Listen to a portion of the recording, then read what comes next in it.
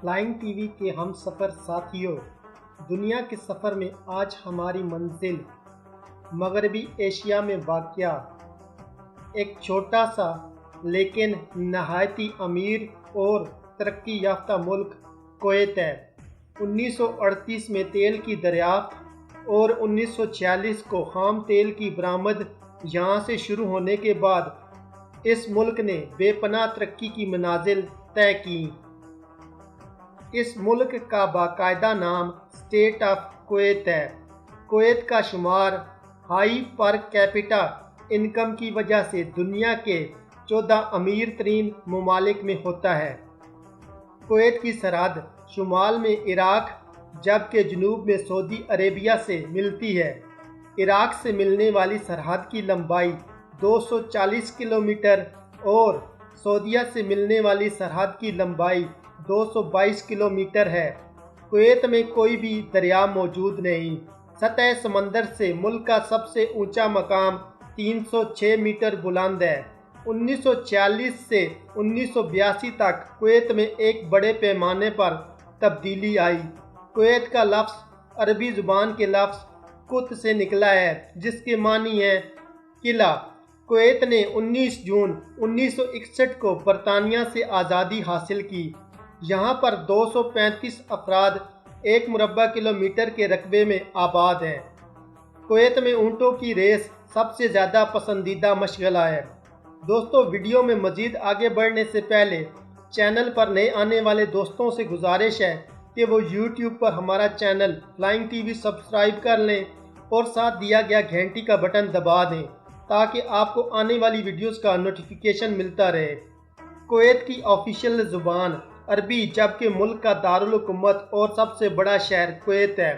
دارالحکومت کویت سطح سمندر سے صرف 43 فٹ بلند ہے۔ کویت کا سب سے بڑا مذہب اسلام ہے۔ یہاں پر 87% مسلمان، 10% عیسائی جبکہ دیگر 3% لوگوں کا تعلق دیگر مذاہب سے ہے۔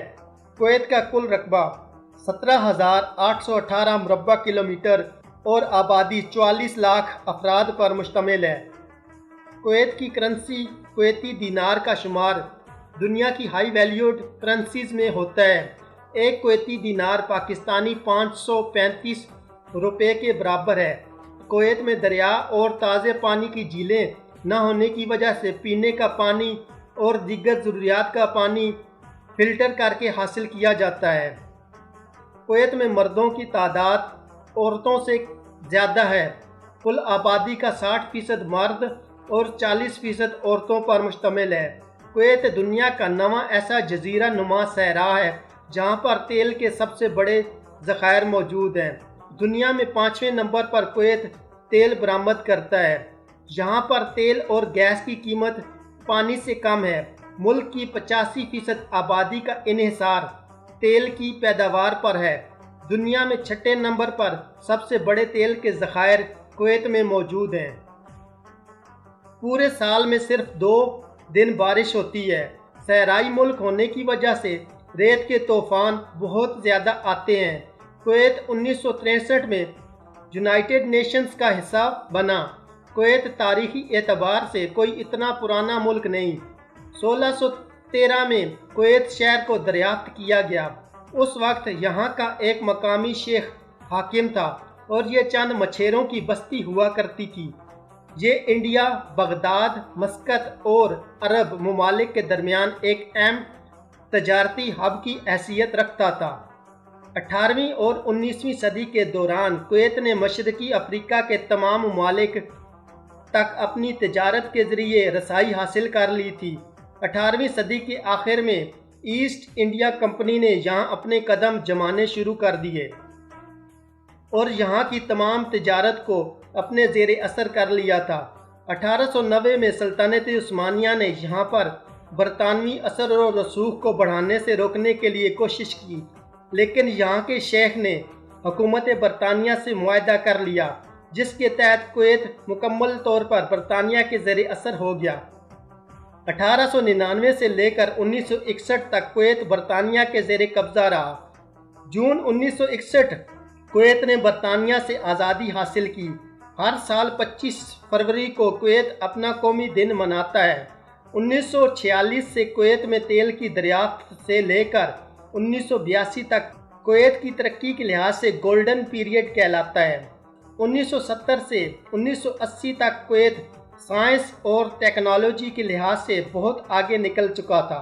1980 की दिहाई में ईरान इराक जंग के दौरान कुवैत ने इराक का साथ दिया, जिसकी वजह से कुवैत को बहुत सारी मुश्किलात का सामना करना पड़ा।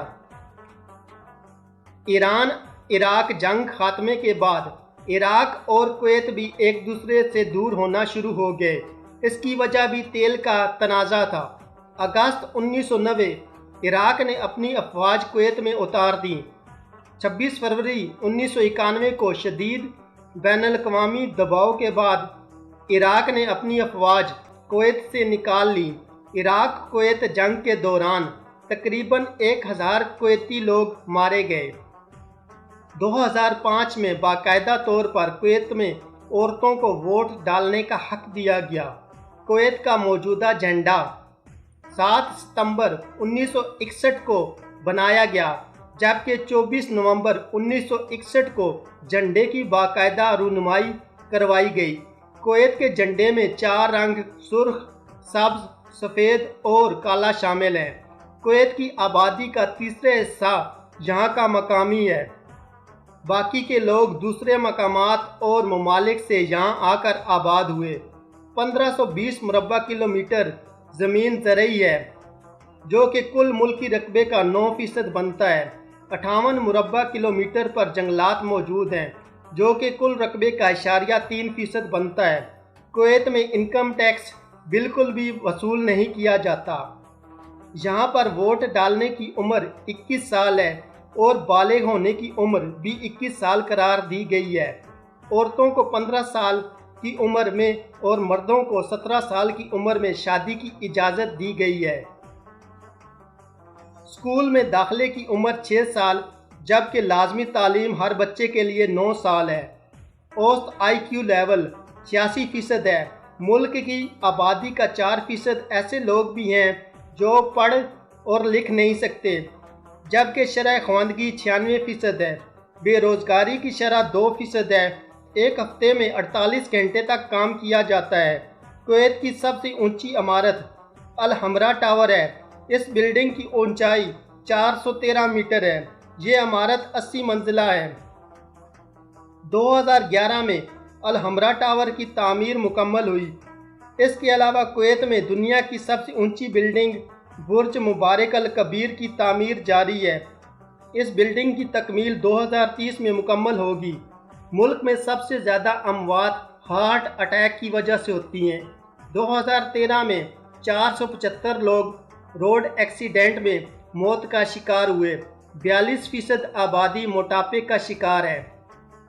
हर साल 83,000 नए बच्चे पैदा होते हैं और 91,000 अफराद मौत का शिकार होते हैं। 86% आबादी शहरी इलाकों में आबाद है। कुवैत में औसतन माहाना एक बंदा 150 सिगरेट पी जाता है। मुल्क में औसत इंसानी उम्र 75 साल है। कुवैत का कौमी परिंदा फैल्कन यानी बाज है। कुवैत में सबसे ज़्यादा दर्जा हरारत 53 डिग्री सेंटीग्रेड 31 जुलाई 2012 को रिकॉर्ड किया गया। दोस्तों, आज की मेरी ये वीडियो कुवैत के बारे में थी।